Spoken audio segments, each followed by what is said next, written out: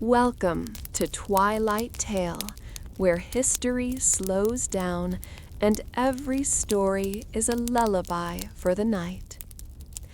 Tonight, we drift far from our own beds, back through sand and starlight, to a place where pharaohs ruled and the Nile whispered outside open windows. This is the Egyptian bedroom, a journey through ancient nights. So make yourself comfortable, let your eyes grow heavy as we step into a quiet room in ancient Egypt. We'll listen to the secrets of the walls, the rustle of linen, and the soft breath of a world that's been asleep for thousands of years. If you enjoyed drifting to sleep with stories from long ago, remember to subscribe to Twilight Tale and gently tap the like button. It helps more dreamers find their way here. Now, take a deep breath and let's begin our journey into an Egyptian night. In the muted desert night, beneath the endless expanse of stars, the great Sphinx stands, unblinking, guarding its silent secrets. A whisper moves through the air, soft as breath.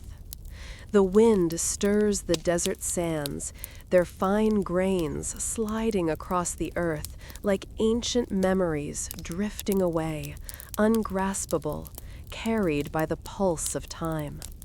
Above, the heavens stretch out, an infinite tapestry woven with the light of countless stars, each one a distant echo from a world long past. And there, in the midst of this vast, eternal silence, the Sphinx sits, unmoving, as if it has always been, as if it will always be. The desert night wraps its cold embrace around the great monument, yet there is no warmth, no comfort, only the chill of forgotten truths. Its body, half lion and half human, is carved from the very stone that forms the heart of Egypt. Its face, solemn and unreadable, watches over the silent expanse. Perhaps it is not a mere statue, but a sentinel, guarding something that words cannot describe. Its eyes, unblinking and hollow, are filled with the weight of centuries, an ancient gaze that lingers, staring into the souls of those who dare approach. Beneath the silence, a riddle stirs on the wind. It is said that the Sphinx once spoke, its voice like the earth's deepest tremor, asking those who dared seek its wisdom, what walks on 4 legs in the morning, 2 in the afternoon, and 3 in the evening? Those who could answer were granted great knowledge, but the answer, though known by those who lived in the shadow of the Sphinx, has since been lost to time. Now, in the stillness of the desert night, we cannot help but wonder, what answer did the Sphinx truly seek? What was hidden within its gaze, veiled beneath the stone of its face? What was once sacred, now forgotten in the dust? The Sphinx, with its half-human face and lion's body, seems to hold within it the soul of an ancient civilization, one that whispered knowledge of the heavens. It is said that the ancient Egyptians, long before the sun-baked sands claimed their monuments, whispered secrets into the night, secrets of the stars, secrets of the divine. Their civilization, woven with sacred geometry, rituals, and celestial understanding, was built on the knowledge of forces beyond the earthly realm. The Sphinx itself, some believe, was not just a guardian of the tombs, but a symbol, a living representation of a higher truth. As the sun's rays broke over the horizon each day, the Sphinx's shadow stretched across the desert like a portal into another world, a world not bound by time. But that world has faded, slipping through the cracks of history, as though the great civilizations that once worshipped at this stone sentinel have been swept away in the sands of time, leaving only the crumbling ruins behind. Beneath the faded star marks etched into the body of the Sphinx, beneath the chisel-worn stone of its gaze, lies a question, not just about the answer to its riddle, but about what was lost with the passing of ages. What truth does the Sphinx guard? What knowledge, hidden from the world, does it whisper to the winds? What was once sacred has faded into the dust, but there, beneath the weight of millennia, lies the mystery of what it truly guards. The desert is a place where memory fades, where the past dissolves into the heat of the earth. Yet somehow the Sphinx remains. Its stone skin, worn and weathered, its form slowly sinking into the shifting sands, still holds a strange power. Perhaps it is the power of memory, ancient, unyielding, a whisper from another age. Or perhaps it is the power of the earth itself, a force so deeply connected to the land that even the passage of time cannot erase it. We wander around the great monument, our feet sinking into the soft, warm sand. The wind carries the scent of ancient stone, of dust and dryness, but also something else, something older, more sacred. It is as if the very earth here is alive with the weight of forgotten secrets. The Sphinx, silent and unmoving, beckons us to come closer. But even as we step into its shadow, we are reminded of the distance between us and the knowledge it holds. The secrets are not easily given, not easily found. They are buried deep, hidden beneath the centuries, veiled by the passage of time. And so, the question remains, what does the Sphinx truly guard? What lies beyond the stone? What was hidden within its gaze? What was once sacred, now forgotten in the dust? As we drift through the sands, we feel the weight of ancient eyes, watching, waiting, whispering of something deeper than we can ever understand. In the soft moonlight, the desert seems to breathe. The stars above pulse with the steady rhythm of the universe, their light so ancient it reaches us only as a whisper from a time long gone. The Sphinx, silent and ever watchful, stands against this backdrop, a symbol of something greater than we can grasp. There is no hurry in the desert, no rushing forward. Everything here moves in cycles, as slow and steady as the shifting of the sands. The past, like the wind, moves with us, an unseen presence, a memory that lingers at the edges of our vision. As we stand before the great monument, we are overcome by a strange stillness, as if the world around us has paused in reverence. There is a quiet awe that fills the air, a sense that we are not alone, that the Sphinx has watched over this place for millennia, and it will continue to watch long after we are gone. The eyes of the Sphinx, carved into stone yet unblinking, seem to hold within them the weight of eternity.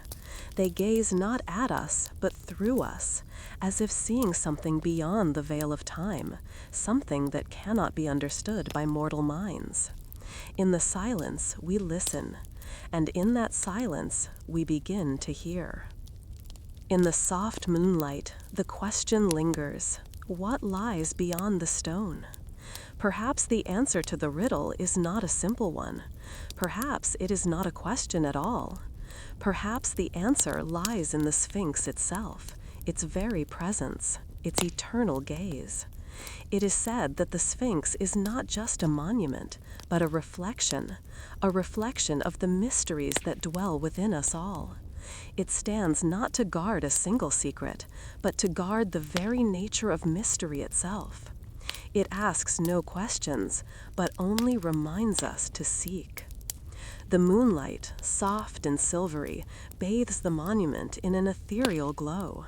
We stand in its shadow, listening to the wind, which now seems to carry with it the faintest murmur, a murmur from a time before history, before memory. Perhaps it is a voice, one that calls to us from the depths of the earth. Or perhaps it is simply the wind, carrying with it the dust of ages long past. But in that moment, as we listen, we are reminded that some mysteries are not meant to be solved. Some questions, like the riddle of the Sphinx, are meant to remain just beyond our reach. For perhaps the true answer lies not in the knowledge we gain, but in the seeking itself. And so, as the night deepens and the stars move silently across the heavens, we are left with the quiet weight of the Sphinx's gaze, a gaze that watches not only the desert, but the soul itself. The question remains unanswered, the mystery still untouched. And we, as we drift into sleep, are left with the haunting thought, what lies beyond the stone? Perhaps it was never meant to be found. Perhaps, like the Sphinx itself, the answer is eternal, always watching, always waiting, just out of reach, waiting for the right moment to be understood. In the silence, we listen, and in that silence, we begin to hear. Beneath the desert's endless sky, beneath the silence of the winds and the soft shudder of time, there exists a tomb, quiet, sealed, forgotten. Hidden away by the golden sands of Egypt, far from the eyes of the living, it waits, as it has for millennia, beneath the eternal gaze of the stars. There, in the stillness, a forgotten story unfurls. The air is thick with secrets, and time, like the sands that endlessly shift, has blurred the edges of truth. But even as the world forgets, the tomb of Pharaoh Akhenaten remains, its silence speaking louder than any words ever could. It is said that the tomb was meant to be eternal, untouched by the hand of time. Sealed by the earth itself, it has remained closed, its walls echoing with whispers of an ancient story, a story of the sun, a story of a god who burned bright and alone. Pharaoh Akhenaten, a ruler who dared to turn his gaze away from the pantheon of gods and place his devotion solely upon the sun, the Aten, a burning disk of light. He, too, was once like the sun, brilliant, radiant, and blinding in his single-minded devotion. But his reign, though short, was filled with mystery. His faith, his devotion, and his refusal to bow to the old ways led to a legacy that was almost erased from the pages of history. His name was cast into the shadows, and his memory buried, as if the earth itself wished to hide what he had uncovered. Yet, beneath the silence of the tomb, beneath the dust and the stone, the whispers of his story still linger. As we step into the tomb, our feet sinking softly into the cold stone floor, the air grows thick with the weight of something ancient, something sacred. The corridors stretch before us, long and narrow, winding like the path of time itself. The moonlight, soft and ethereal, spills through small cracks in the stone, casting pale beams of light that flicker as though unsure whether to reveal what lies hidden in the dark. The tomb, once a grand monument to a forgotten king, now seems to pulse with a slow, steady rhythm. It is as if the very stones, like the hearts of those long gone, beat with a quiet echo of their own. In these dimly lit passages, time seems to bend. The air is still, yet it hums with an ancient energy.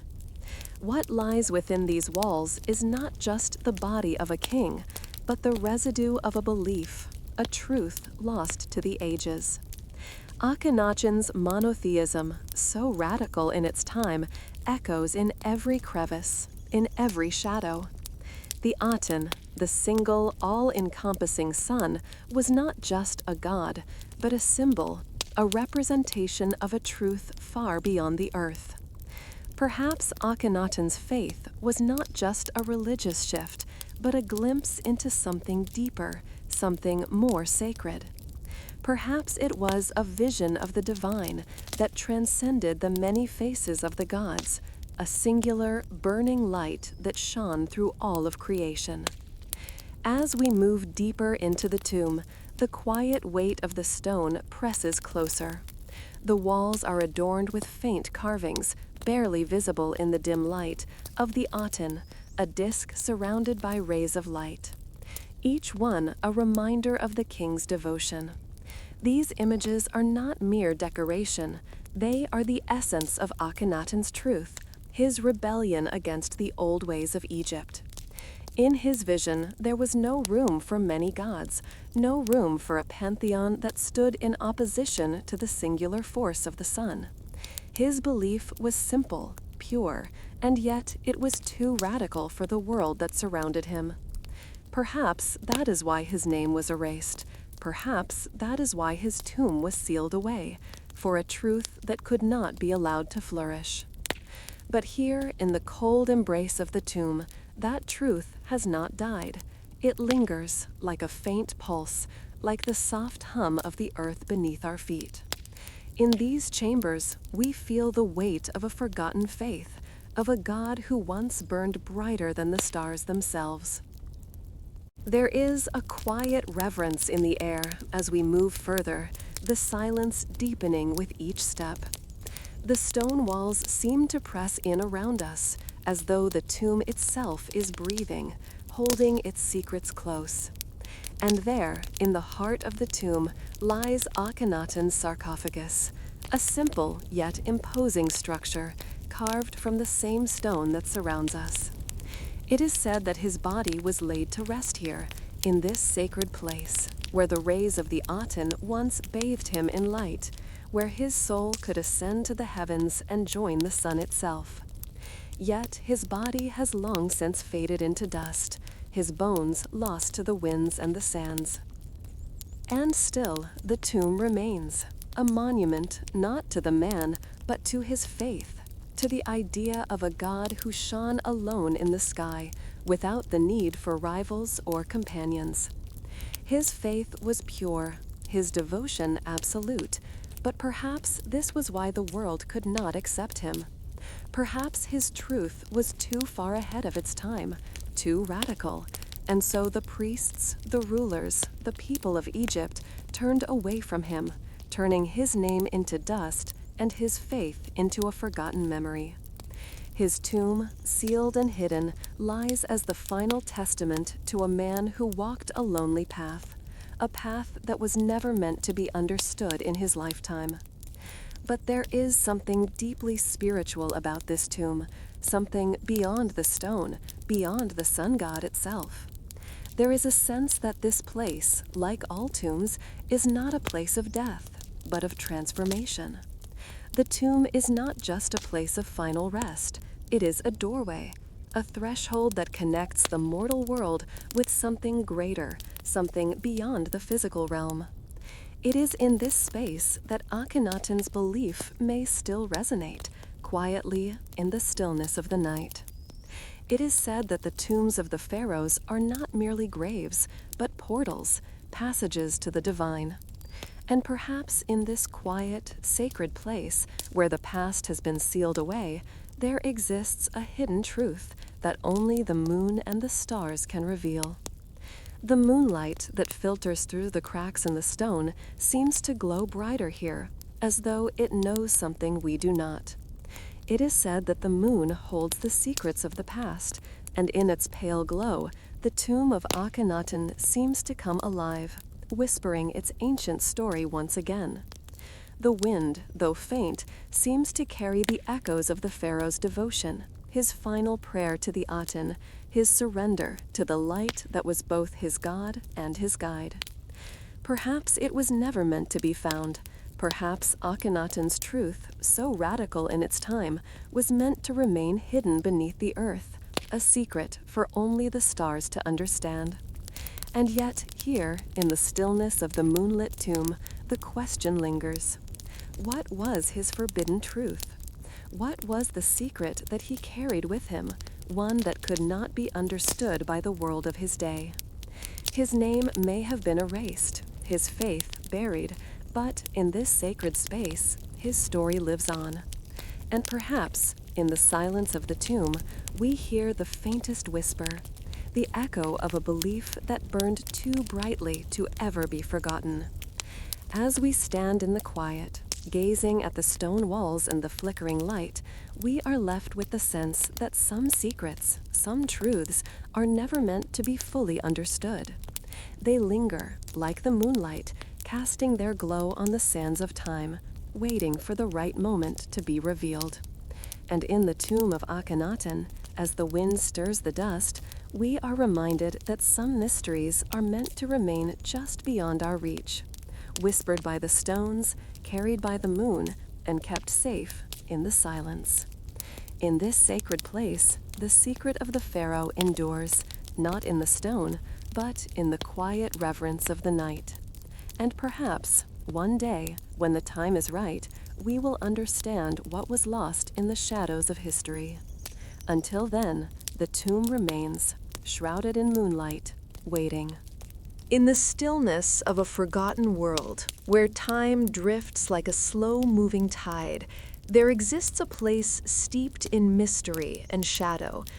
It is said that beneath the weight of the ages, the ruins of Alexandria's great library lie buried, not beneath the earth, but beneath the very fabric of history itself. A city once radiant with knowledge, with wisdom passed from scroll to scroll, from sage to sage. Now, in the quiet that follows the passing of centuries, there are only whispers, whispers of what was lost, what was once sacred, now reduced to dust. The air is thick with dust, heavy with the echoes of forgotten words. As we wander through the crumbling remains of the world's most celebrated library, the stone floors, cracked and worn by the touch of time, stretch out before us, leading us into the heart of a place that once held the wisdom of the ages. The walls, though now crumbled and faded, still seem to echo faintly with the voices of those who sought knowledge here, the philosophers, mathematicians, astronomers, and poets who once walked these halls, drawn by the pull of a higher truth. And somewhere in the distance, the faintest rustle of scrolls can almost be heard, as though the library's knowledge is still alive, still waiting to be discovered. We step carefully, our footsteps soft on the ancient stones. The wind whispers through the ruins, carrying with it the scent of ink and papyrus, an aroma that is both foreign and familiar, as if it belongs to another time, another world. The faint smell of old parchment stirs something deep within us, a longing for what has been lost. What secrets, what discoveries once lay within these walls? What wisdom was penned by hands long since turned to dust, waiting to guide the minds of future generations? And now, as we stand in the shadow of broken columns and shattered statues, the question lingers in the air: what knowledge was consumed by the flames? It is said that the library's destruction was both tragic and inevitable, a conflagration of history that swept through the sacred halls and reduced centuries of learning to ashes. The fire, fueled by greed and ignorance, consumed not only the scrolls and manuscripts, but the very heart of ancient thought. Those who knew its value, those who sought to preserve its knowledge, could not prevent the flames from sweeping through the shelves, devouring everything in their path. And yet, there are some who believe that the fire was not an accident, but a deliberate act, an act of erasure, a sweeping away of knowledge that threatened the very order of things. The further we wander, the deeper the silence becomes, as though the walls themselves have absorbed the weight of so many untold stories. Here, beneath the dim light of a fading sun, the atmosphere feels thick with the sacred. It is as if the very air holds the memories of what once was. The columns that rise from the ground, now jagged and broken, seem to stretch toward the heavens, as if reaching for something beyond the veil of time.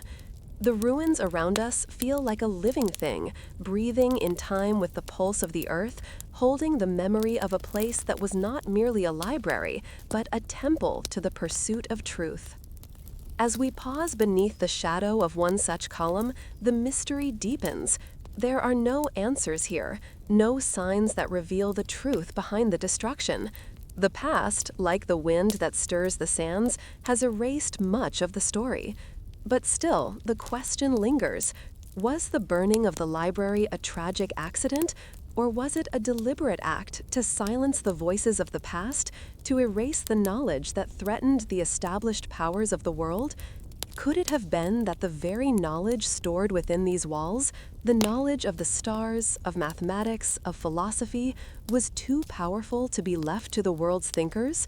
Was it too dangerous to be preserved, too volatile to survive? The mystery unfolds slowly, like the delicate turning of an ancient page. The answers, if they exist, are buried deep beneath the ruins, hidden from the eyes of those who would seek to understand. And perhaps that is the true tragedy of the Library of Alexandria, that its destruction was not just the loss of scrolls and knowledge, but the erasure of an entire way of thinking, a way of being that once held the keys to understanding the universe itself. The sun has now dipped below the horizon, and the wind carries with it the cool breath of night. The shadows stretch long and silent, filling the spaces between the crumbling walls, between the memories of what once was. The library, though broken and empty, still holds an undeniable presence. It is said that, in the darkness of the night, if one listens closely, the faintest whispers can be heard, the voices of those who once inhabited these halls, speaking of truths that have long since vanished from the world. The secrets of the universe, of life, of time and space, all once found refuge within these stone walls. And so, we are left with the questions that remain unanswered. What knowledge was lost in the flames? What discoveries, what insights still lie buried beneath the ash, waiting to be uncovered? The Library of Alexandria was not merely a collection of books and scrolls. It was a place where the very essence of human thought, of human curiosity, was nurtured and allowed to bloom. And when the fire came, it did not just consume ink and paper, it consumed the spirit of an age. It is as if the very soul of humanity, in its quest for understanding, was torn asunder by the flames. Yet, even in the stillness of the ruins, the spirit lingers. Perhaps it will never be fully understood, never fully remembered. Perhaps the answers to the great questions of life and existence were never meant to be found after all. As we stand in the midst of the ruins, beneath the pale light of a silvery moon, we feel the weight of the past pressing down upon us. The stones are cold, the air thick with dust, but beneath it all, there is something more. It is the sense that we are not merely standing in the remnants of a building, but in the remnants of a dream of knowledge, of understanding, of a world that once sought to pierce the veil of the unknown. Perhaps that dream has faded, lost to time, but it has not been erased. It lingers, like a breath held just beneath the surface, waiting for the right moment. Perhaps it was never meant to be found. Perhaps some knowledge, some wisdom, is meant to be buried, waiting for the world to be ready to uncover it once more. The Library of Alexandria, like the very stars it sought to study, will continue to shine in the darkness, a beacon of what could have been, of what was lost. And in that quiet, beneath the whispers of the wind, beneath the dust and the ruins, we are left with a final thought, a final question that lingers, unanswered, and forever uncertain. What truths remain buried in the ashes of a forgotten world? Some voices only echo when we are ready to listen, and perhaps, in time, we will hear them. Perhaps, in the quiet dark, when the stars themselves seem to speak, the secrets of the library will rise once again. Until then, we are left with the silence, a silence marked only by the soft whisper of forgotten pages, carried by the winds of the ages. Beneath a sky that stretches on like eternity itself, the Nile winds its way through the land of Egypt, a silver thread that binds the past to the present. It is said that the river is more than just a waterway. It is the heart of the land, its pulse, its very soul. The ancient Egyptians knew this well, for it is the Nile that brought life to their civilization, that nourished the land, that allowed the cities to rise and the pharaohs to rule. But there is a deeper secret to this river, one hidden beneath its calm surface, one that has not yet been fully understood by the world. It is a secret as old as time itself, carried along by the slow rhythm of the river's flow, a secret that whispers to those who are willing to listen. The Nile, like the heart of Egypt, beats with a rhythm all its own. Its waters move with a timeless grace, flowing endlessly from the highlands of Africa to the Mediterranean Sea. And yet, there is something more, something sacred in its current. The river does not merely provide water, it carries with it the memories of kings and queens, of those who walked its banks in ages long past.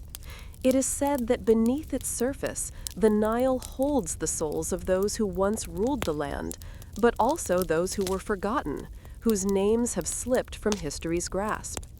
The pharaohs, revered as gods, are not the only ones whose spirits remain in the river's depths. The nameless, the unseen, the forgotten, beneath the waters, they all dwell, waiting for their stories to rise again. We stand by the river's edge in the dim light of a crescent moon, its pale glow casting a soft shimmer across the surface. The waters move like a slow, rhythmic breath, rising and falling with a quiet majesty. There is something meditative about this place, as if the world itself has paused, held in the gentle embrace of the river's flow. The moon hangs low in the sky, its light reflecting off the water like a silver mirror. The air is cool, carrying the scent of the earth and the whisper of forgotten winds. We listen, and for a moment, we hear the river's voice. It is not loud, not insistent, but it is there, a low murmur like a secret shared between old friends. Some believe that the Nile holds more than just the spirits of the departed. It holds the stories of the land itself, the myths and legends that have shaped the course of history. The river was the lifeblood of Egypt, the source of its power, and its flow was seen as a divine act. It is said that the gods themselves once walked its banks, that they whispered their secrets to those who were wise enough to listen. The river's current carried more than just the remains of the past. It carried the knowledge of the heavens, the stars, the eternal cycles of the earth. In the quiet darkness, the river seems to pulse with a life of its own, as if it remembers everything it has ever touched. The pharaohs knew this well. They built their cities along its banks, their temples to the gods, and their tombs to the dead. The river, like a mother, gave them life, but it also promised them death, for death, too, is part of the river's eternal flow. The waters, though they carry life, also carry decay, the slow return to the earth. We drift along its shores, the sound of our footsteps soft in the stillness. The river's current moves with a gentle strength, undisturbed by the world around it. There is a feeling of reverence here, as if we are walking through a sacred space, a space where time bends and memory lingers. The Nile is not just a river, it is a living memory, a keeper of all that has passed, and perhaps all that is yet to come. It is said that in the early mornings, when the light is soft and the world is still, the river whispers the names of those who have passed. The pharaohs, whose grand monuments line the banks, may have believed they were gods, but even they, in their power, could not escape the flow of time. As we walk along the river, the sense of their presence is strong, though their bodies are long gone. The stone monuments they left behind may crumble, but their spirits remain, entwined with the Nile. Beneath the surface of the water, the river keeps their stories, and in the quiet of the night, it hums them softly, like a lullaby for the departed.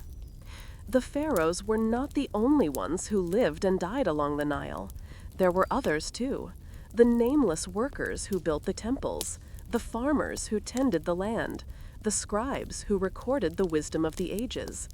Some of their names have been lost to time, their faces erased from the stone, yet they too live in the flow of the river. The waters do not forget. The river's current moves slow and steady, like the breath of the earth itself. Each ripple, each wave, holds a memory, a whisper of those who lived and died along its banks. And somewhere, deep in the river's heart, there are stories still untold, waiting to rise from the depths. Perhaps it is the memory of a long-forgotten king, a ruler whose reign was marked by both glory and tragedy. Perhaps it is the echo of an ancient prayer, spoken by a priest who once stood by the river's edge, offering sacrifices to the gods. Perhaps it is the laughter of children who once played in its waters, their names lost, but their joy forever carried in the river's flow. The Nile is a keeper of secrets, a witness to the rise and fall of civilizations, and a silent observer of the passage of time. It is both timeless and fleeting, ever-changing and yet eternal. The river does not hurry, does not rush. It simply is, flowing from the highlands of Africa to the vast expanse of the Mediterranean. As we stand by the river's edge, we feel the weight of its presence. It is as though the river is watching us, waiting for us to understand. There is no need for words, no need for answers. The river simply is, and in its stillness, we find a strange comfort. The moonlight shimmers on the water, and for a moment, it feels as though we are standing at the threshold of another world, a world where the past and present merge, where memory and myth intertwine. The river, like the earth itself, holds all that has come before and all that is yet to come. It is the eternal keeper of all stories, a river that does not forget. Perhaps there are secrets buried deep beneath the surface, secrets that will never be revealed, or perhaps they are waiting for the right moment to rise again. Perhaps the Nile itself, in its quiet majesty, is a symbol of something greater, something eternal, something that cannot be touched by time. The river flows on, as it always has, carrying with it the stories of the past and the hopes of the future, marking the passage of time with each gentle ripple. As we stand to leave, the sound of the water lapping against the shore seems to grow softer, as if the river is bidding us farewell, or perhaps it is simply letting us go, knowing that it will always remain. In the quiet darkness, we hear the faintest murmur, the softest whisper, one more secret, one more story, lost to time but never forgotten. And as we walk away, the moonlight fading behind us, we are left with the thought that perhaps some stories, some truths, are not meant to be fully understood. Perhaps they are meant to linger in the silence, waiting to be heard when we are ready. The Nile, with its eternal flow, keeps its secrets close, but in its calm, in its steady rhythm, we feel a quiet peace. Perhaps, like the river, we too will find our way back to the light, slowly, patiently, and when the time is right. And so, beneath the stars, beneath the moon, the Nile continues its journey. Its heart beats with the rhythm of the ages, and with each passing moment, it carries us all a little closer to the mysteries that lie beneath. Perhaps one day we will understand. Until then, the river waits, and its secrets remain. In the soft embrace of twilight, beneath the infinite expanse of the Egyptian sky, the temples rise like ancient sentinels, their weathered stone walls bathed in the golden glow of the setting sun. The desert winds stir gently, brushing against the columns, their carvings long faded but still holding the echo of something sacred, something eternal. These sacred spaces, built by hands that have long returned to dust, stand untouched by the rush of time. Here, in the stillness, we are drawn to a place where gods once walked among men, where their spirits, now veiled in silence, still watch over the land. It is said that in the early days of Egypt, when the world was still young and the stars were closer, the gods walked this earth. Ra, the sun god, Osiris, the lord of the afterlife, Hathor, the goddess of love and motherhood, each one was once a living presence, guiding, ruling, shaping the destinies of men. Their eyes, carved in stone, still gaze out over the land, unblinking, eternal. The great statues of these gods stand as silent witnesses, their massive forms heavy with the weight of history. Their gaze is not just the cold, unfeeling stare of stone, but a presence, an energy that still lingers in the air, thick with the sacred. Even in the emptiness of the temples, something stirs, something waits. It is as if the very stones are alive with the memory of a time when the divine was close, when the veil between the earthly realm and the heavens was thin. And now, centuries later, their gaze is still fixed on the world, unyielding and watchful. As we step into the shadow of these ancient gods, a deep, sacred silence fills the air. The wind whispers through the ruins, carrying with it the scent of ancient stone, dust, and time. We move through the broken hallways, the cracked columns that once supported the weight of kings, and the darkened chambers where priests once knelt in reverence. The light, soft and amber, falls upon the worn carvings that tell stories of creation and destruction, of divine will and mortal struggle.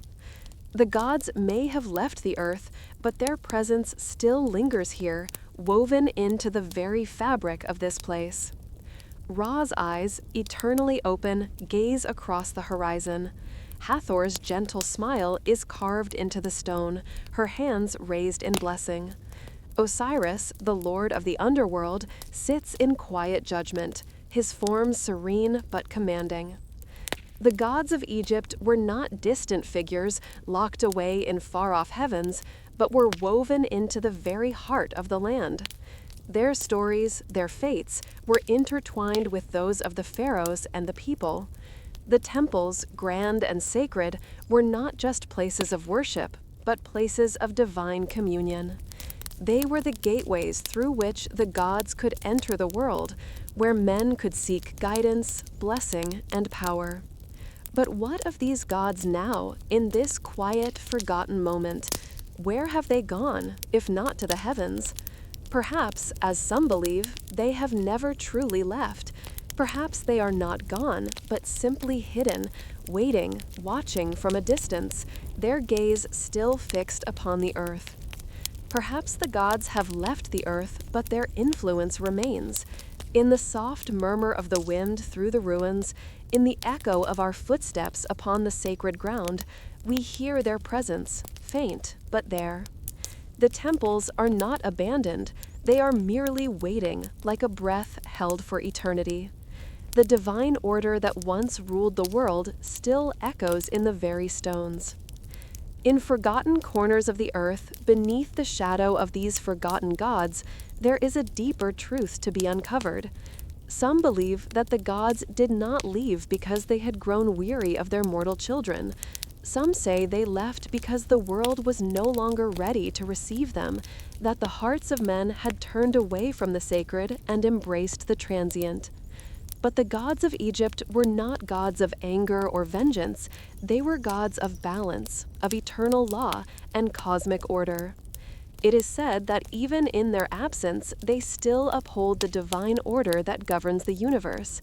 Perhaps this is why their gaze remains unblinking, why their silence speaks louder than any voice. We pause before one of the statues, its weathered face softened by time, but its eyes still sharp, still penetrating, as though they see through us, as though they see the truth hidden in our hearts. There is a sense of being watched here, not with judgment, but with quiet understanding. The gods saw everything.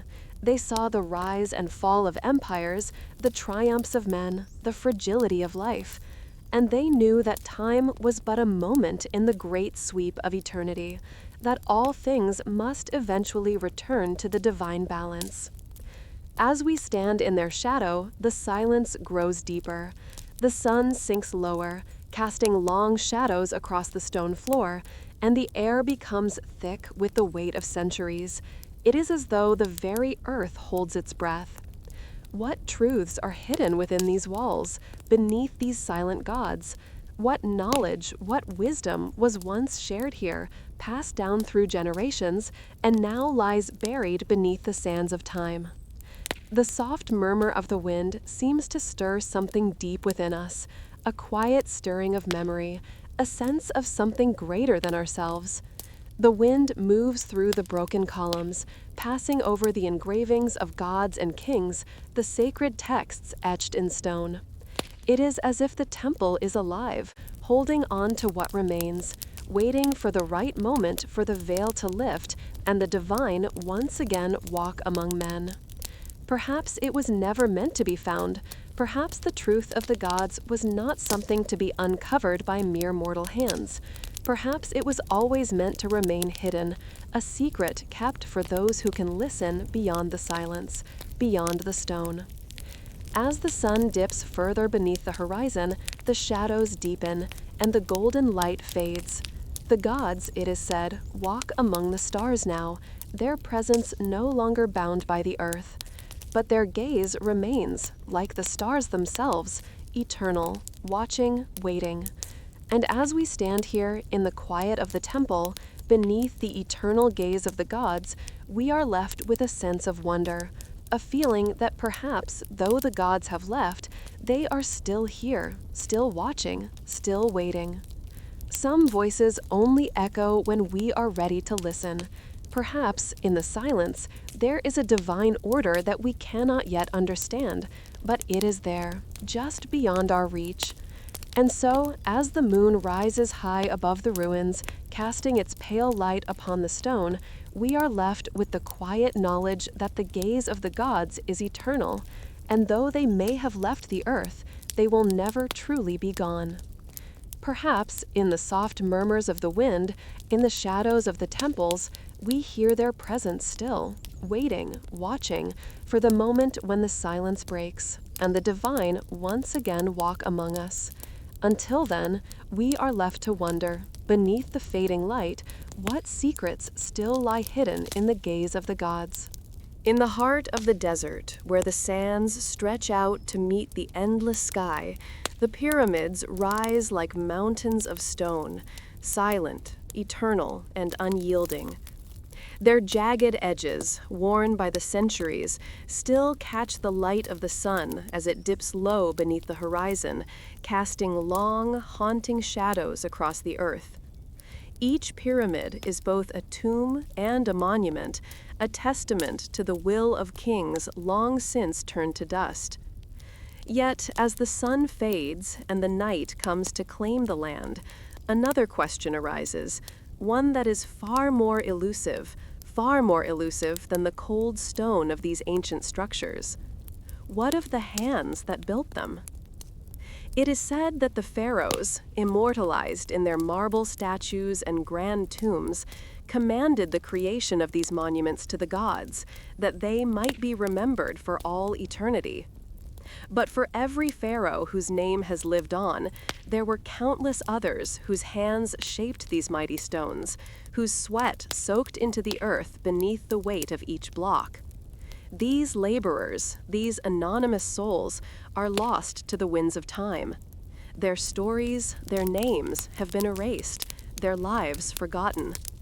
Yet, even now, as the wind shifts the sands and the stars flicker above, the touch of their hands seems to echo in the silence. We step closer to the Great Pyramid, its towering form casting a shadow that stretches out like the hand of some forgotten god reaching across the earth. The air grows still, the weight of history pressing upon us like the weight of the stone. As we move through the darkened chambers, the walls around us seem to hum with an energy that is both ancient and alive. The faintest vibrations pulse through the stone, as if the very fabric of the pyramid is remembering, is singing. It is here, in the belly of the great tomb, that the faint hum of an ancient song begins to rise. At first, it is so soft, so distant, that one might think it a trick of the mind, an echo of wind, or the settling of stone. But as we move deeper into the darkness, the sound grows clearer, more distinct. It is a song, a melody carried on the breath of the earth itself. The song is one of labor, of devotion, and of mystery. It is the song of the builders, whose hands shaped the stones, whose voices, though lost, still seem to whisper through the chambers. Their song, woven into the very bones of the pyramid, still lingers in the air, haunting, eternal. Some believe that the laborers who built the pyramids knew nothing of the true purpose behind these grand monuments. They toiled in the shadow of the pharaoh's ambition, working day after day, year after year, shaping stone with hands that never touched the sky. Perhaps they did not understand the full scope of their task, did not know that they were building not just for a king, but for a god.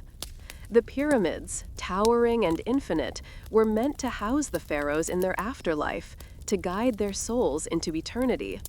But for the laborers, there was only the work, only the unceasing rhythm of stone against stone. And yet, as we move through these silent halls, the hum of their song suggests otherwise. What if they did understand? What if they did know that their work, humble though it seemed, was part of something far greater, something sacred? What if they too were part of a divine plan?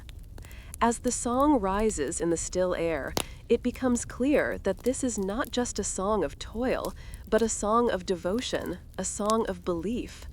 The laborers may have been anonymous, but their spirits are woven into the very fabric of the pyramids, their devotion etched into every stone.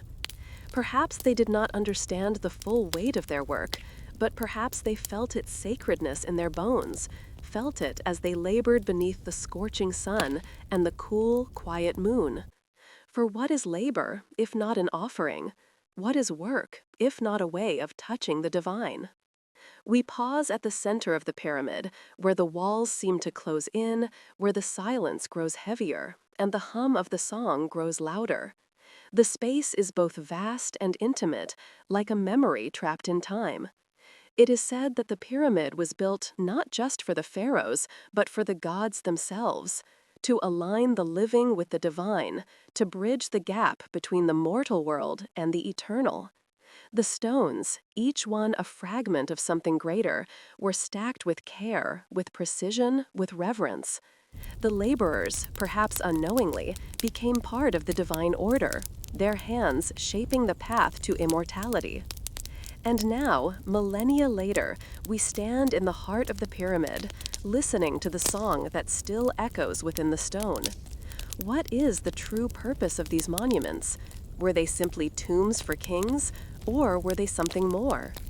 What truths do the pyramids hold, hidden beneath their weight, buried beneath the dust and the silence? The song, now almost tangible in the air, suggests that there is more to these monuments than we understand. Perhaps the pyramids were never meant to be understood fully.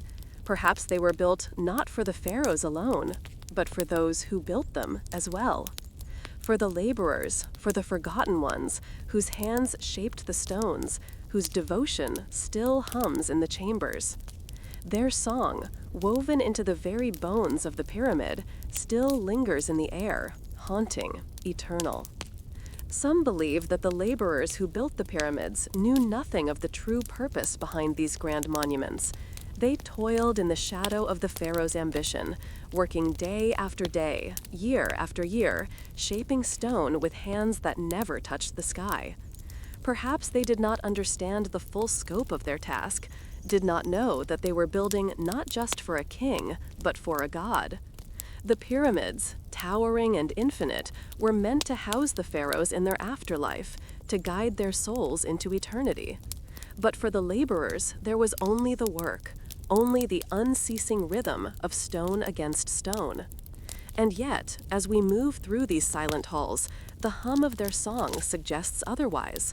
What if they did understand? What if they did know that their work, humble though it seemed, was part of something far greater, something sacred? What if they too were part of a divine plan? As the song rises in the still air, it becomes clear that this is not just a song of toil, but a song of devotion, a song of belief. The laborers may have been anonymous, but their spirits are woven into the very fabric of the pyramids, their devotion etched into every stone. Perhaps they did not understand the full weight of their work, but perhaps they felt its sacredness in their bones, felt it as they labored beneath the scorching sun and the cool, quiet moon. For what is labor, if not an offering? What is work, if not a way of touching the divine? We pause at the center of the pyramid, where the walls seem to close in, where the silence grows heavier and the hum of the song grows louder. The space is both vast and intimate, like a memory trapped in time. It is said that the pyramid was built not just for the pharaohs, but for the gods themselves, to align the living with the divine, to bridge the gap between the mortal world and the eternal. The stones, each one a fragment of something greater, were stacked with care, with precision, with reverence. The laborers, perhaps unknowingly, became part of the divine order, their hands shaping the path to immortality.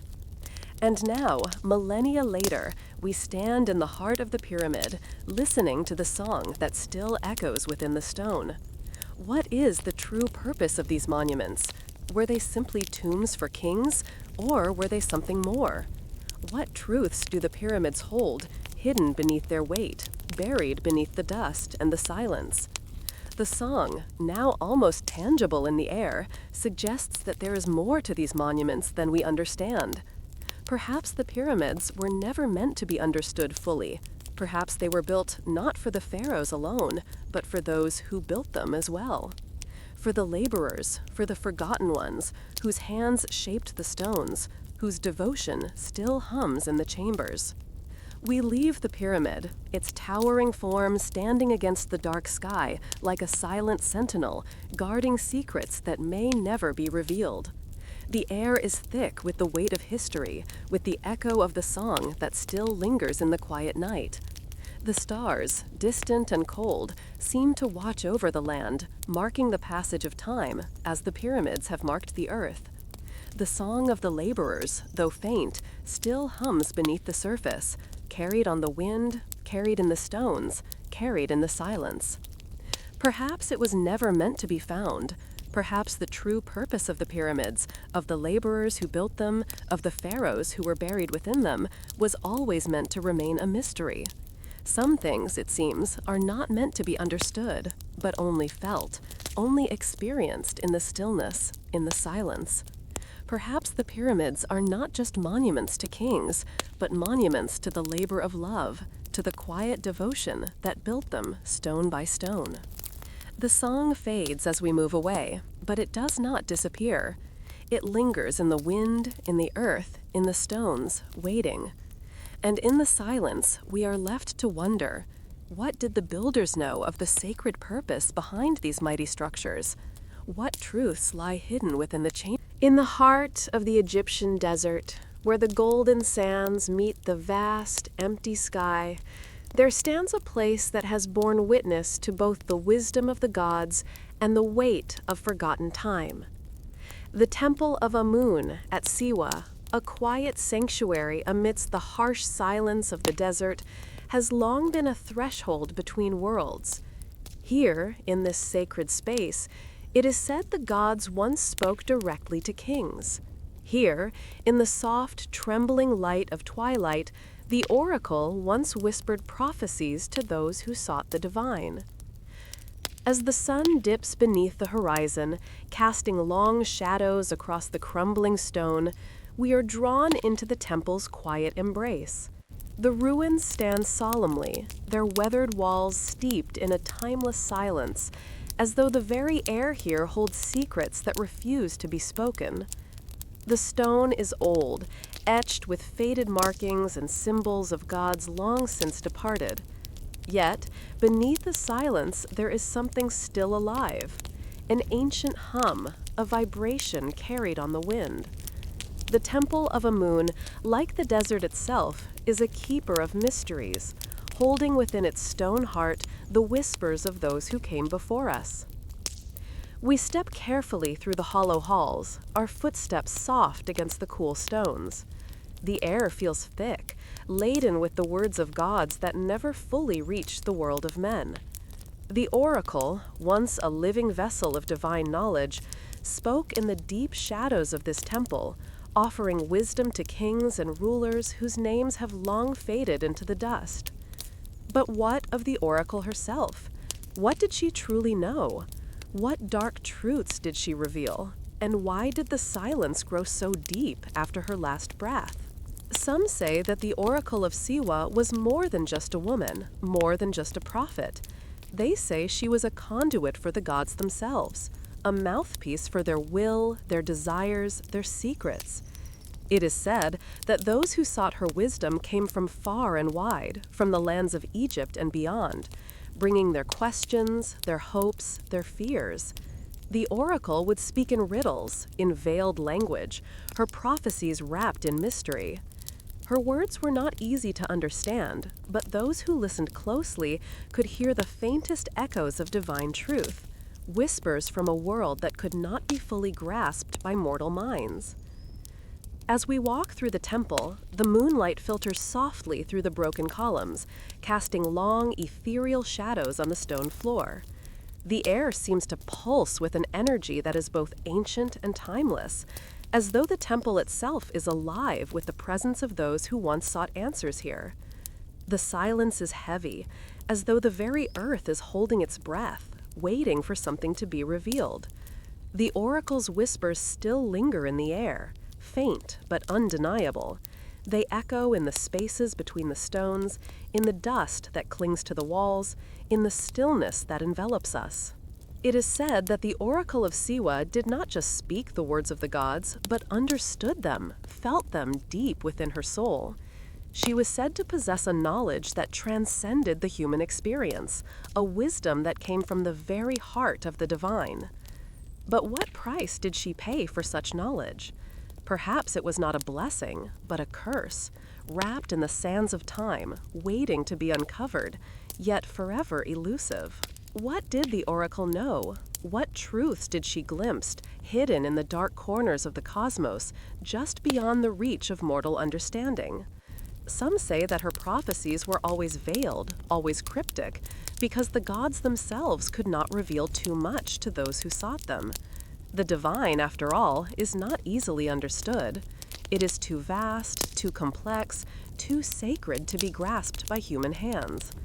And yet, the oracle was chosen to be the intermediary, the one who could channel the whispers of the gods into the world of men.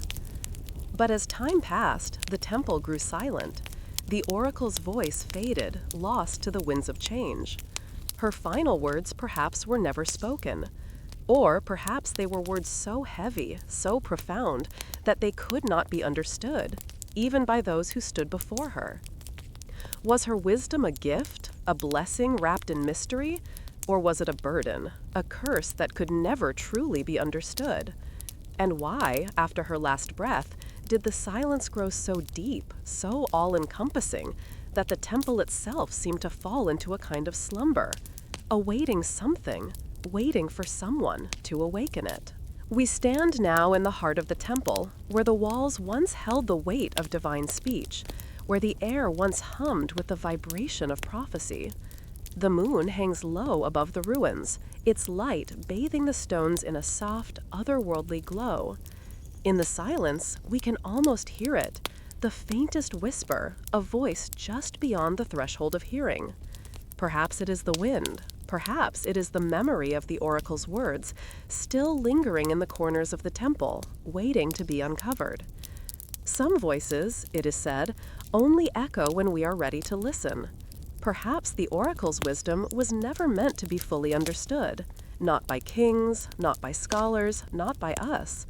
Perhaps her words were always meant to remain veiled, hidden in the shadows of time, waiting for the right moment, the right soul to hear them. In forgotten corners of the earth, beneath the ancient stones of temples long abandoned, there are whispers that continue to reverberate, their meaning just beyond our grasp. And so we listen in the quiet dark, feeling the weight of the oracle's presence, feeling the weight of the divine knowledge that has been lost or hidden or perhaps simply forgotten. The wind stirs through the temple, its soft murmur a reminder of the mysteries that lie just beneath the surface, waiting to be uncovered. What did the oracle truly know? What truths did she reveal? And why did the silence grow so deep after her final breath? Perhaps, like the sands of the desert, her wisdom will never fully be revealed. Perhaps it was never meant to be understood by human minds. But still, we are left to wonder, to feel the weight of her voice, faint and distant, echoing through the ruins. In the space between the whispers, in the shadows cast by the moon, there is a knowing that we can never fully grasp, but still it lingers, soft and eternal. Some truths, perhaps, are not meant to be known in this life. Perhaps they are meant to wait, hidden beneath the veil of time, until the moment is right. And so, as the night deepens, as the winds of the desert carry the whispers of the oracle into the silence, we are left with the mystery of what she knew, and why the gods chose to speak to her, to entrust her with the knowledge of their divine will.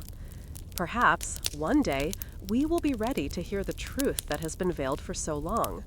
But until that time, we listen, quietly, reverently, as the silence of the temple embraces us, and the whispers of the oracle's voice drift softly through the sands of time.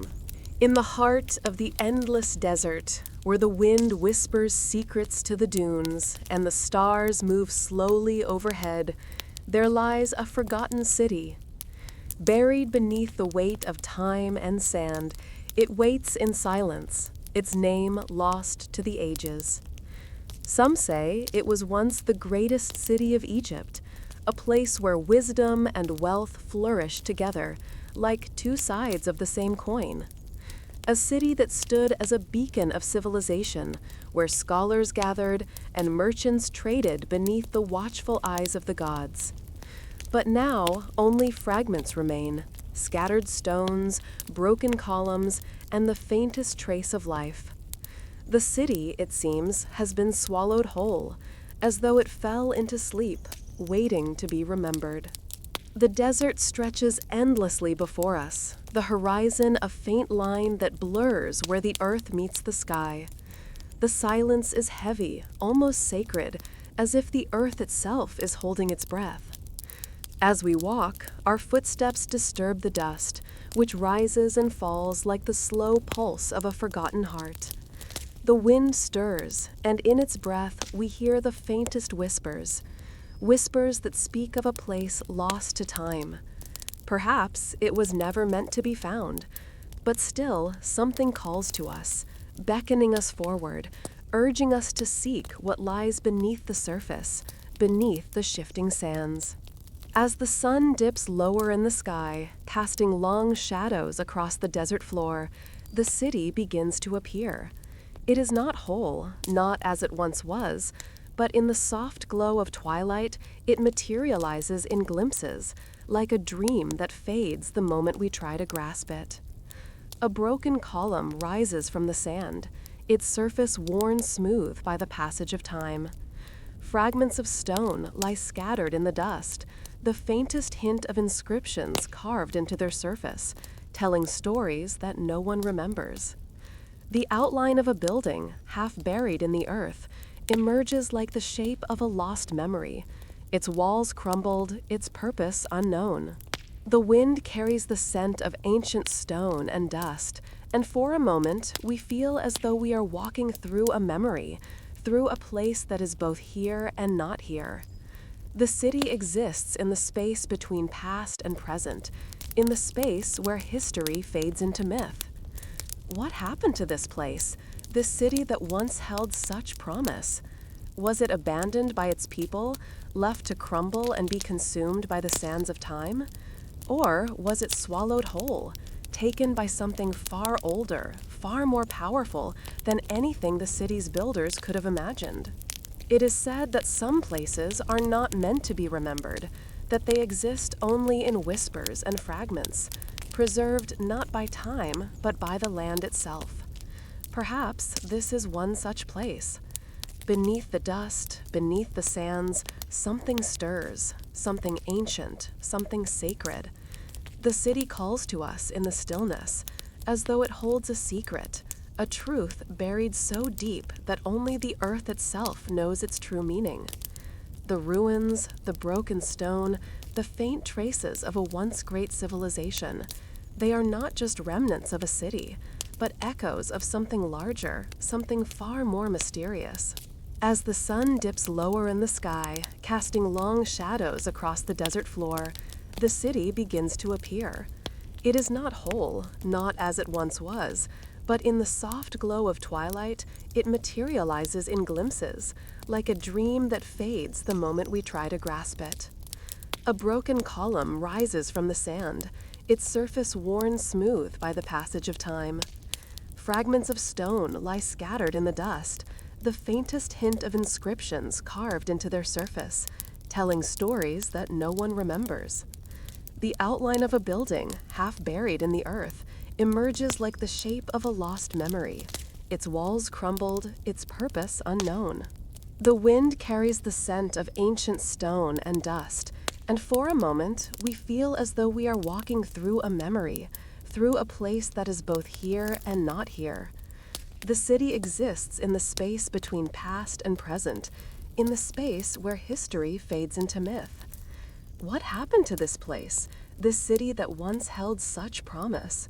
Was it abandoned by its people, left to crumble and be consumed by the sands of time? Or was it swallowed whole, taken by something far older, far more powerful than anything the city's builders could have imagined? It is said that some places are not meant to be remembered, that they exist only in whispers and fragments, preserved not by time, but by the land itself. Perhaps this is one such place. Beneath the dust, beneath the sands, something stirs, something ancient, something sacred. The city calls to us in the stillness, as though it holds a secret, a truth buried so deep that only the earth itself knows its true meaning. The ruins, the broken stone, the faint traces of a once great civilization, they are not just remnants of a city, but echoes of something larger, something far more mysterious. As the wind carries the scent of ancient stone and dust, and for a moment we feel as though we are walking through a memory, through a place that is both here and not here. The city exists in the space between past and present, in the space where history fades into myth. What happened to this place, this city that once held such promise? Was it abandoned by its people, left to crumble and be consumed by the sands of time? Or was it swallowed whole, taken by something far older, far more powerful than anything the city's builders could have imagined? It is said that some places are not meant to be remembered, that they exist only in whispers and fragments, preserved not by time, but by the land itself. Perhaps this is one such place. Beneath the dust, beneath the sands, something stirs, something sacred. The city calls to us in the stillness, as though it holds a secret, a truth buried so deep that only the earth itself knows its true meaning. The ruins, the broken stone, the faint traces of a once great civilization, they are not just remnants of a city, but echoes of something larger, something far more mysterious. As the wind carries the scent of ancient stone and dust, and for a moment we feel as though we are walking through a memory, through a place that is both here and not here. The city exists in the space between past and present, in the space where history fades into myth. What happened to this place, this city that once held such promise? Was it abandoned by its people, left to crumble and be consumed by the sands of time? Or was it swallowed whole, taken by something far older, far more powerful than anything the city's builders could have imagined? It is said that some places are not meant to be remembered, that they exist only in whispers and fragments, preserved not by time, but by the land itself. Perhaps this is one such place. Beneath the dust, beneath the sands, something stirs, something sacred. The city calls to us in the stillness, as though it holds a secret, a truth buried so deep that only the earth itself knows its true meaning. The ruins, the broken stone, the faint traces of a once great civilization, they are not just remnants of a city, but echoes of something larger, something far more mysterious. As we stand amidst the ruins, we feel the weight of the silence, the weight of forgotten history pressing down on us. The city, it seems, was not just a place of trade and learning, but a place where the divine and the mortal met, where the gods themselves may have walked among men. The columns, though broken, still stand tall, as if reaching for something far beyond the earthly realm. And in the cracks of the stone, in the dust that has settled over the centuries, we catch glimpses of something, a symbol, a mark, a sign, that speaks of a time long past. Some believe that this city was consumed by the gods, that it was taken by divine will, swallowed by the earth as punishment or as a means of safeguarding its secrets. Perhaps it was not abandoned, but erased, wiped from the face of the earth, its memory buried beneath the sands, so that it could never be remembered. The city's wealth, its knowledge, its power, perhaps it was too much for the world to bear. Or perhaps, like so many things in this vast desert, it was simply lost, a casualty of time's slow erosion. As the light fades from the sky and the stars begin to emerge above, we pause in the center of the ruins.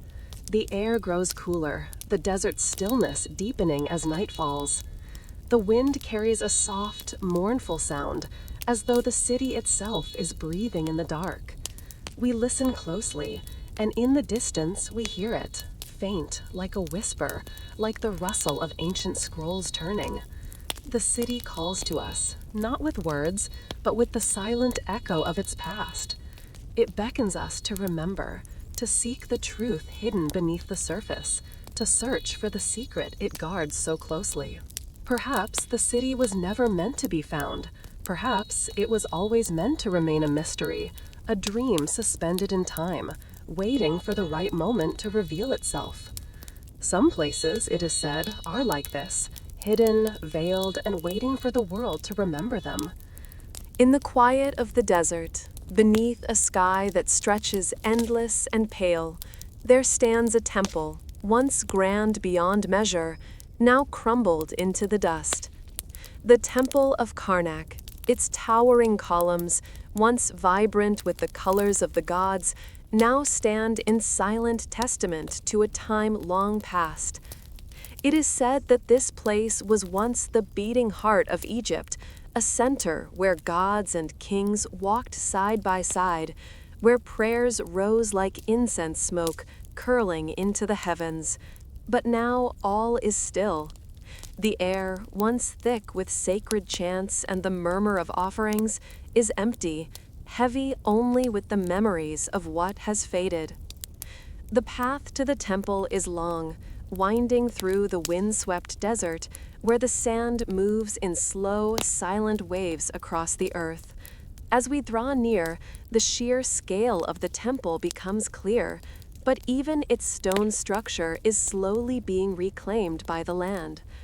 The columns, which once soared high into the sky, now sag under the weight of time, their surfaces cracked, their carvings worn smooth by the centuries. The temple stands in the shadow of its own past, its once great walls now fading into the silence, where only the faintest trace of the divine remains. We step through the grand gateway, the entrance flanked by colossal statues whose faces have long lost their sharpness, their features softened by erosion. These gods, though broken, seem to watch over us with eyes that are no longer eyes, but hollow sockets filled with the dust of ages. The shadows stretch long across the stone floor, and as we move deeper into the temple, the silence grows heavier, more profound. The great halls, once filled with the sounds of hymns and prayers, are now eerily still. The air is thick with the weight of memory, thick with the presence of something that was once here but is now gone. The corridors are vast, stretching out like the body of a sleeping giant, its once vibrant walls now faded, the colors dimmed and buried beneath layers of sand and dust. We pass columns that once held the weight of 1,000 prayers, their intricate carvings now worn down by time's indifferent hand. In the air, there is a sense of something sacred, something eternal, yet it is almost imperceptible, as though the gods themselves have long since abandoned this place, leaving only the faintest trace of their presence behind. What is left of the divine in a place like this, now reduced to rubble? What remains when the hymns have ceased, when the offerings have been consumed by the earth, and the gods' names are forgotten by all but the stones themselves? As we move deeper into the temple's vast interior, the silence speaks louder than any prayer ever could. It is a silence full of reverence, full of sorrow, full of the weight of things left unsaid. In forgotten corners of the temple, beneath the shadow of fallen columns, there are faint traces of the past, a broken statue here, a fragment of an inscription there. Each piece is a whisper, a fragment of memory that calls to us, urging us to remember. Some believe that the temple was once a portal, a sacred gateway through which the divine entered the world. The great statues that once lined the halls were not simply stone. They were the vessels of gods, the eternal guardians of this sacred space. In their presence, the world of men and gods were intertwined, their destinies bound together. The pharaohs, the priests, and the people of Egypt sought the favor of the gods here, offering sacrifices and prayers in exchange for protection, for power, for divine knowledge. But now, those prayers are only echoes, whispers that fade into the silence. The gods, it is said, no longer walk these halls. The priests who once tended the flames of the sacred fire have long since vanished. The temple, once a place of overwhelming grandeur, now stands in the shadow of its own past, a mere shell of what it once was. The sacrifices, the offerings, the cries for divine favor, all have faded like smoke into the night. What remains when the prayers have ceased and the walls have crumbled? What is left when the divine has slipped quietly away, leaving only the hushed memory of its presence? As we move deeper into the heart of the temple, the light from the setting sun fades, leaving behind only the pale glow of the moon. The air grows colder, the silence deeper, and the shadows seem to stretch further into the corners of the temple. It is here, in the very heart of the ruins, that we hear it, a faint whisper, a voice carried on the wind. It is so soft, so gentle, that it almost seems like a trick of the mind. But it is there, like the echo of a distant prayer, like the breath of the gods themselves. Perhaps it is the wind, rustling through the cracks in the stone. Perhaps it is the temple itself, calling to us from beyond the veil of time. Perhaps it is the memory of the priests who once stood in this very spot, offering their prayers to the gods. Whatever it is undeniable. The temple, though crumbling, though forgotten, still speaks in the silence. It still holds something sacred, something that refuses to be completely lost. Beneath the dust, beneath the layers of time, something stirs. The gods may have left, but their presence lingers, like the soft hum of a distant song, just beyond our reach. Some believe that the temple was abandoned, left to fade into the earth after the last of the great priests had passed. Some say it was consumed by the gods themselves, swallowed by the earth as a punishment for forgotten prayers, for the fading of reverence. But what of the whispers that still echo in the dark corners of the temple, in the shadows that stretch long across the floor? What of the faint traces of the divine that lingers in the air, like the last breath of a god that has not yet fully departed? Perhaps it was never meant to be found. Perhaps the temple's purpose was always to fade, to be consumed by the sands of time until only its memory remained. Perhaps its silence is its answer, a quiet reminder that even the greatest of monuments, even the grandest of temples, must eventually return to the earth. The divine may leave, but it never truly departs. It lingers in the silence, in the dust, in the very stones of the temple. As we step back from the temple's shadow, the night deepens, and the desert once again falls into stillness. The temple stands, its columns leaning in quiet surrender to the weight of time.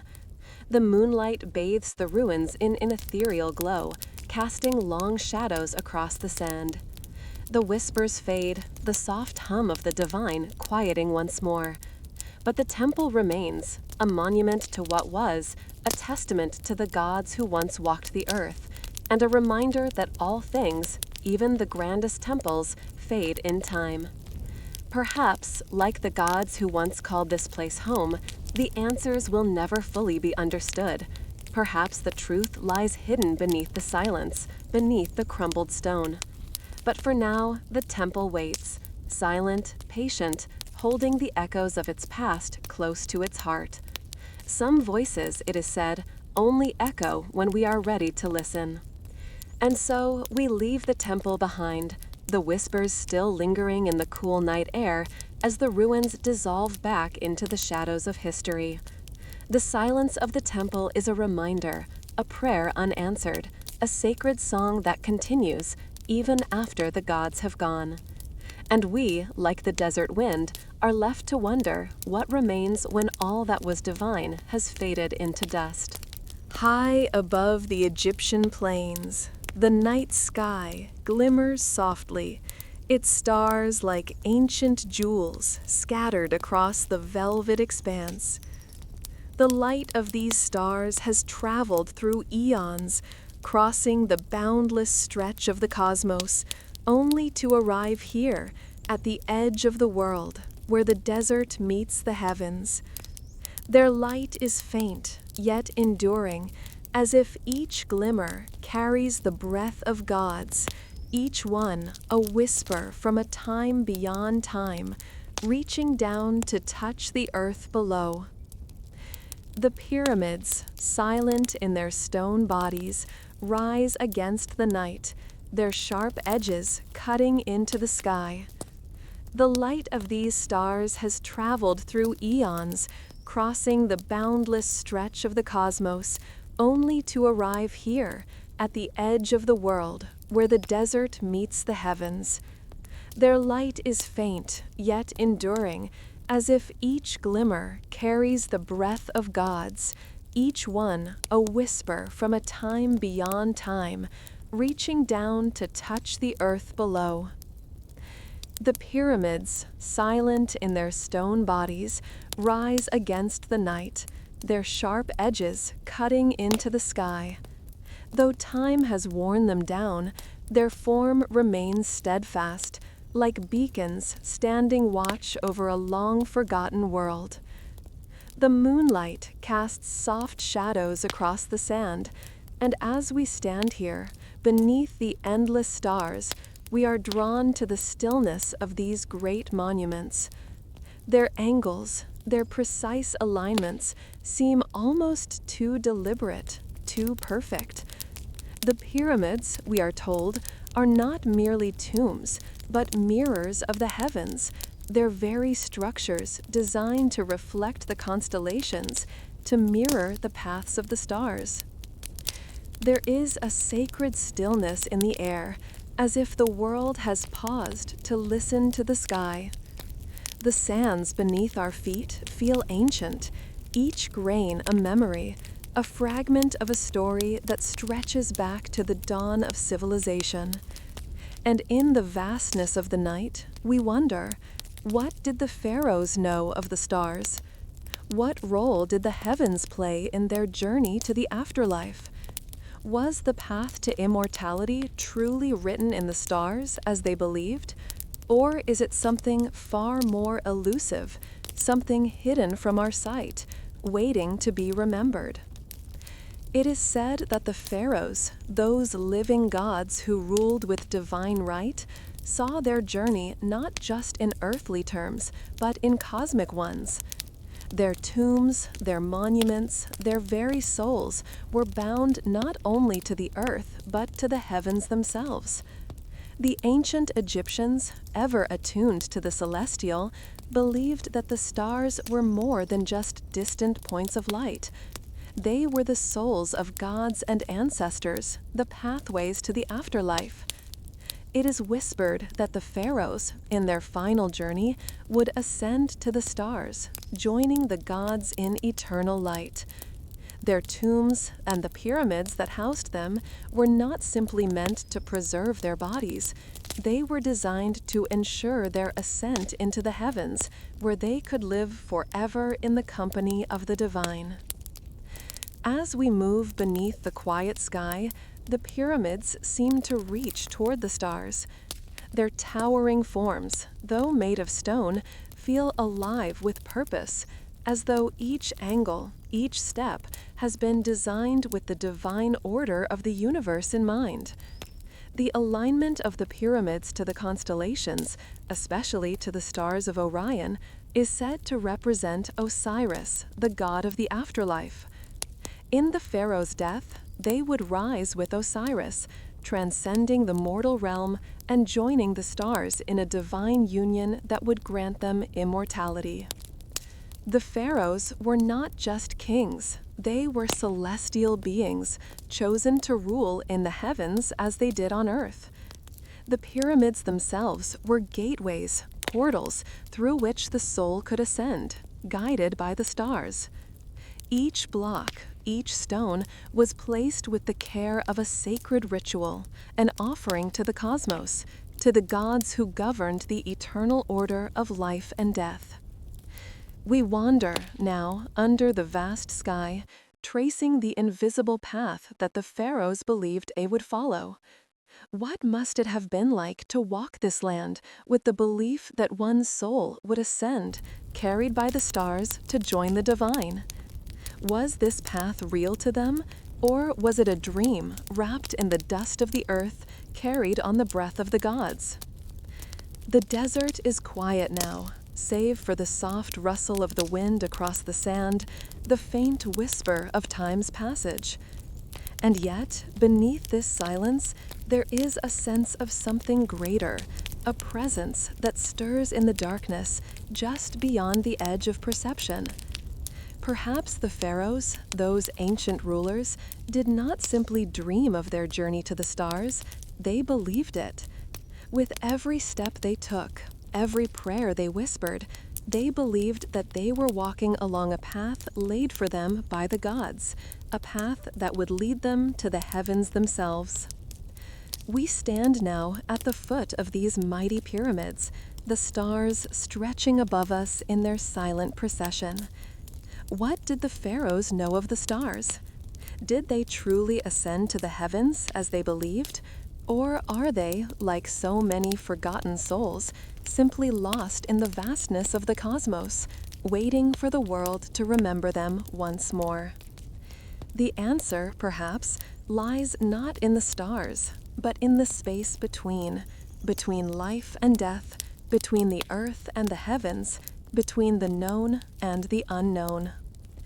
In forgotten corners of the earth, beneath the silent gaze of the stars, there are those who still search for answers. They look to the pyramids, to the alignments of the stars, and wonder if the pharaohs did indeed rise to meet the gods. But in the stillness of the desert, beneath the vast sky, there is a quiet truth.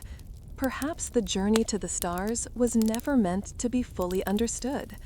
Perhaps it was not a journey of the body, but of the spirit, a journey that transcends the physical world and enters the realm of the divine. The night deepens, and the wind begins to pick up, sweeping across the desert with a soft, cool breath. The pyramids stand silent in the moonlight, their forms shadowed by the faint glow of distant stars. The air is thick with the weight of history, and we are left to wonder, as the stars wheel overhead, what remains of those who believed in the path laid out before them. The pharaohs, with their grandeur and power, are no more, but their belief in the stars, their belief in their ascent to the heavens, still echoes in the silence of the desert. Perhaps it was never meant to be found. Perhaps the truth of their journey, the mystery of the stars, is something that can never be fully grasped.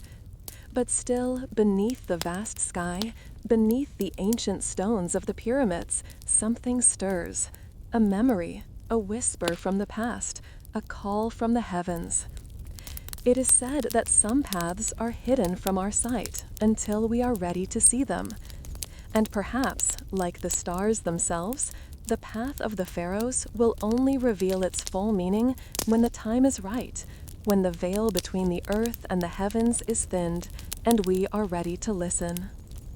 Until then, we stand beneath the stars, silent, wondering, as the night deepens and the pyramids continue to reach upward, toward the heavens, toward eternity. In the quiet moments before dawn, when the sky is still wrapped in the soft embrace of twilight, the Nile stirs. Its waters move gently, rippling in silence, reflecting the last whispers of a world that has long forgotten its own origins.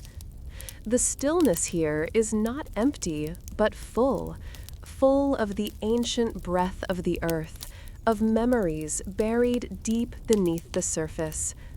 The river, ancient and eternal, carries the weight of ages in its current, moving through time as it has for thousands of years.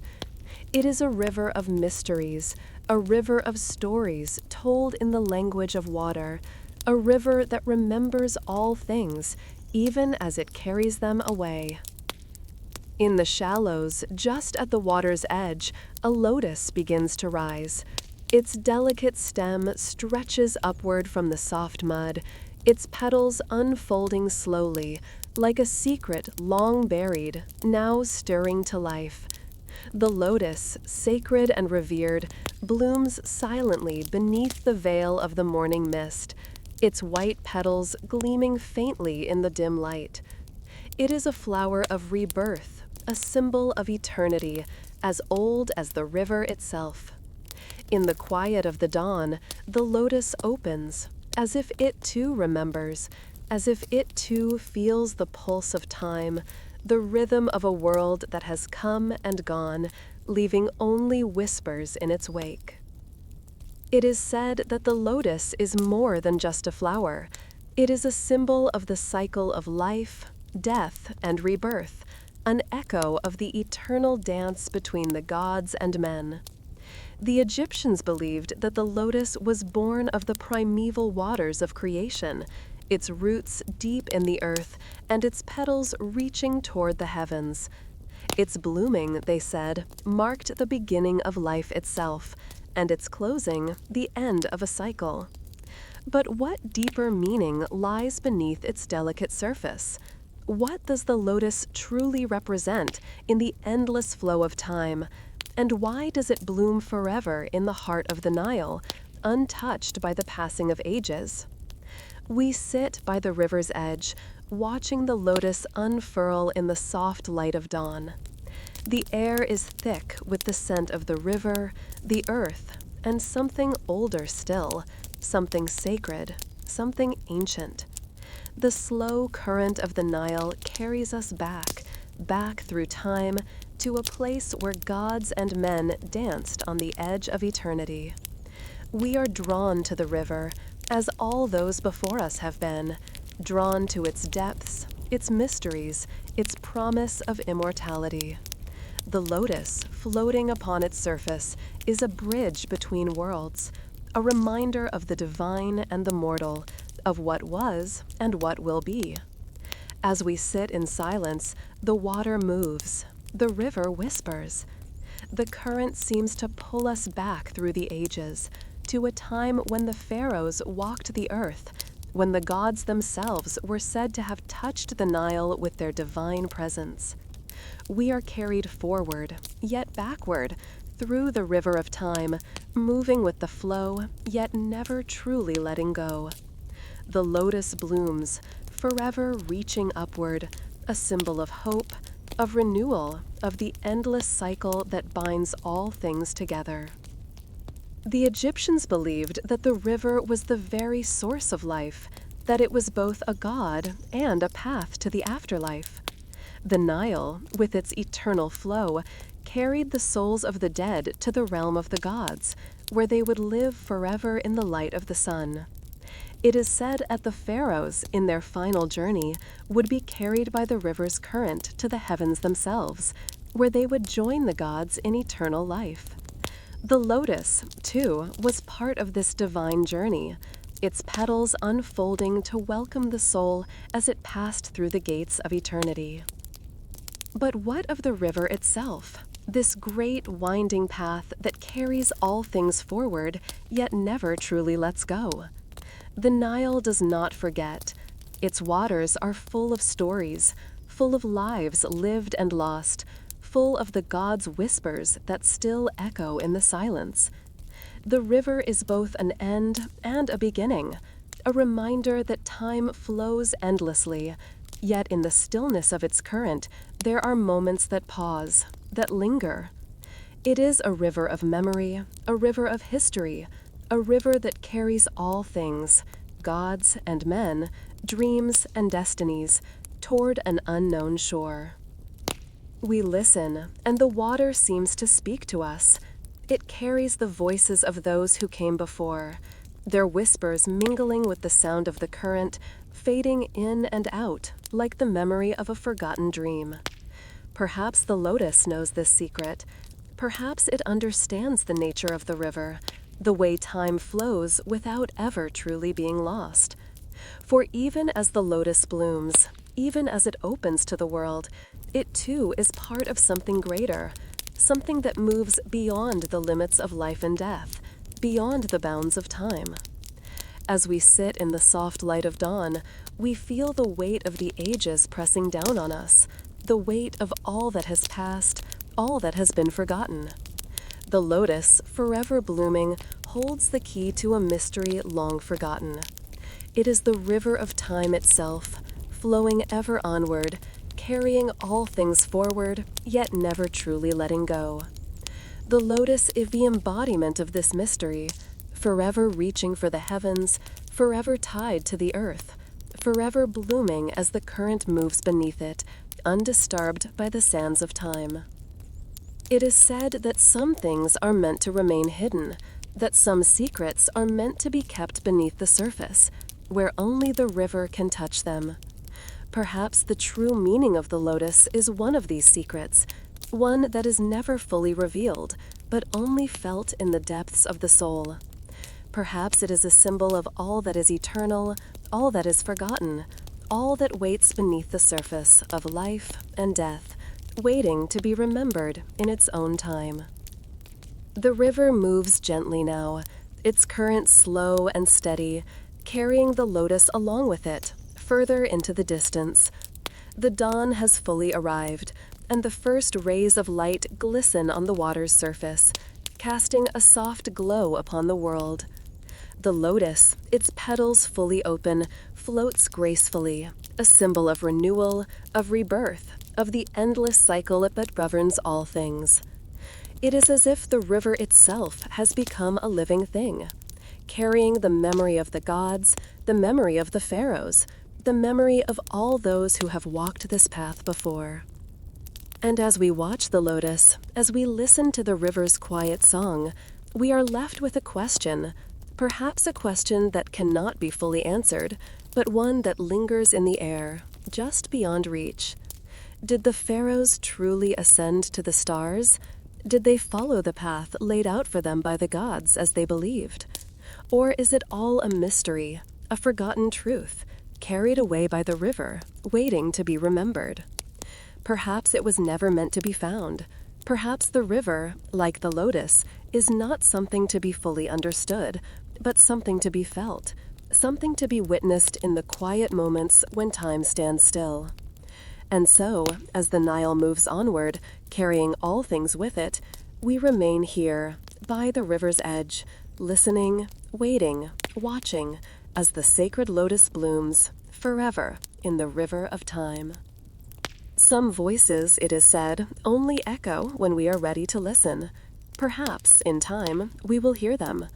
Until then, the lotus blooms, the river flows, and the stars watch silently above. In the quiet heart of ancient Egypt, beneath the undulating sands of the desert, there lies a place that once held the very essence of divine knowledge. It is said that deep within the earth, hidden from the eyes of all but the highest priests, there existed a library, its walls filled with scrolls and tomes, its shelves laden with secrets. This was no ordinary collection of writings. These were sacred texts, the wisdom of the gods themselves, recorded in a language known only to a chosen few. It was here, in the silence of the desert's embrace, that the secrets of the stars were guarded, that the forgotten laws that governed both man and God were preserved for eternity. The sun has long since set, and the twilight deepens, draping the earth in a soft golden haze. As we approach the entrance of this hidden library, there is an eerie stillness in the air, as though the very land holds its breath. The wind whispers through the sand, but there are no footsteps, no voices, only the soft murmur of the world exhaling its ancient sigh. The entrance, once grand, is now barely visible, half buried beneath the sands, its edges softened by the passage of time. The stone door, adorned with symbols that have long since faded from memory, stands silent. Yet there is a presence here, an invisible pulse that beckons us closer, as if the library itself remembers what it once was and what it might still be. It is said that this library was not merely a repository of knowledge, but a sacred space, a place where the veil between the mortal world and the divine was thin. Only the most trusted of priests were allowed to enter, for the scrolls held secrets that were far too powerful for ordinary men. The wisdom contained within these texts was not meant for the uninitiated. To gaze upon them was to look into the very heart of creation itself, to touch the divine laws that bound the cosmos together. It is whispered that the knowledge of the stars, the celestial movements that governed the heavens, was recorded here, how the gods shaped the fate of Egypt, and how the pharaohs, as living gods on earth, were tied to the heavens above. As we stand before the entrance, we can almost feel the weight of this knowledge pressing down from beyond the earth's surface. The scrolls, once unfurled under the hands of priests, held secrets that shaped the destiny of Egypt. They were said to contain the hidden laws of nature, the truths that bound the gods and the earth, that bridged the realms of the living and the dead. But now there is nothing but silence. The scrolls have long since decayed, their words lost to time, buried beneath layers of sand and dust. Only rumors remain, whispers of what was once known, echoes of what was once understood. The air is thick with this silence, as if the very earth holds its secrets close, unwilling to share them. We walk through the threshold, our feet sinking into the soft sand that has crept into the cracks of the once proud walls. The space before us is vast, the chambers darkened by centuries of neglect. We cannot see what lies beyond the crumbled stone walls, but we can feel the presence of something ancient, something sacred. In the dim light, the silence is deafening, as if all the knowledge that was ever contained within these walls is waiting, locked away, deep within the heart of the earth. In forgotten corners of the earth, beneath the layers of time and sand, something stirs. Perhaps it is the memory of the knowledge that was once guarded here. Perhaps it is the longing for the wisdom that has been lost. We stand in the shadows of the past, wondering what truths were buried within these walls. The library was not just a place of learning, it was a tomb, a resting place for sacred knowledge, its doors forever sealed by the priests who swore to protect it. The scrolls held the key to understanding the world, the laws that governed both the gods and the kings of Egypt. To have accessed this knowledge was to possess the power to shape the world itself. But what happens when the knowledge is lost? When the doors to the sacred library are closed and the keys are buried deep beneath the earth? Some believe that the library was sealed for a reason, that its knowledge was too powerful to be allowed to fall into the wrong hands. Others say that it was hidden to protect the wisdom of the gods from the inevitable decay of time. Perhaps the knowledge contained within these scrolls was never meant to be known by mankind. Or perhaps it was meant to be rediscovered, waiting for the moment when the world would be ready to receive it once more. But in the silence of the temple's ruins, it is impossible to know. The air is thick with mystery, and the walls hold only silence. The question remains, what remains when the gods have departed and the last of the priests have long since passed? What is left when the prayers have ceased and the sacred texts are buried in the dust?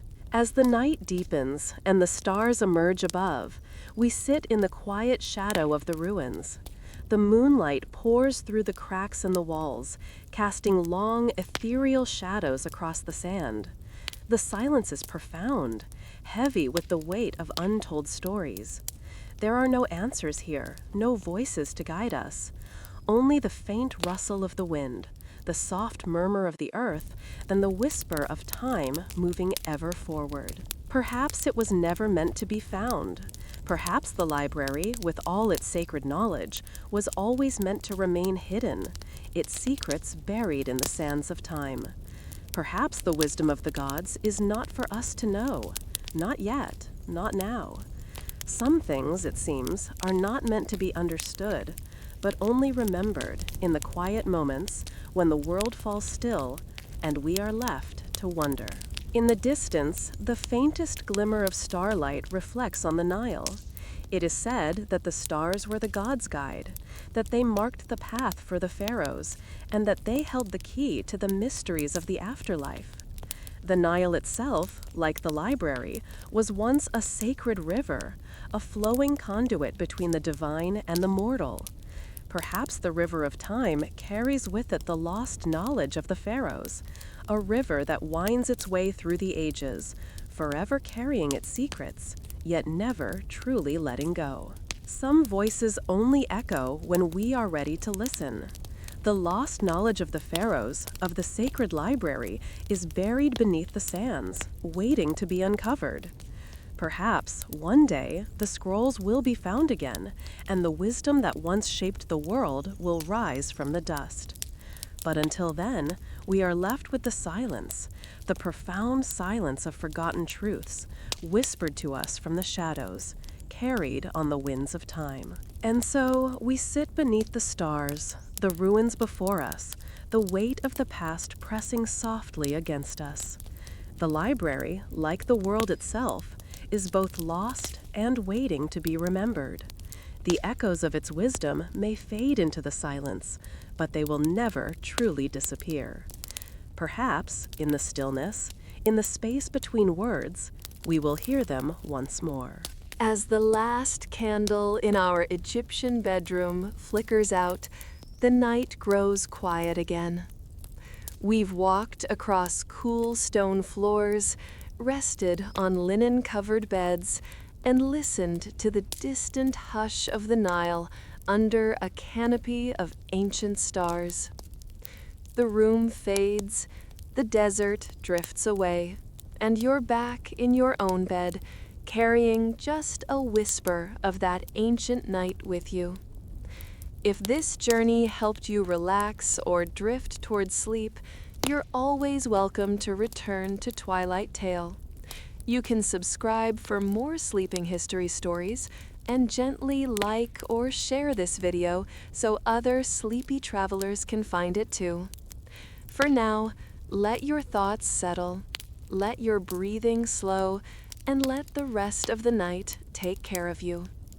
Good night, and may your dreams be as timeless as the stories we tell.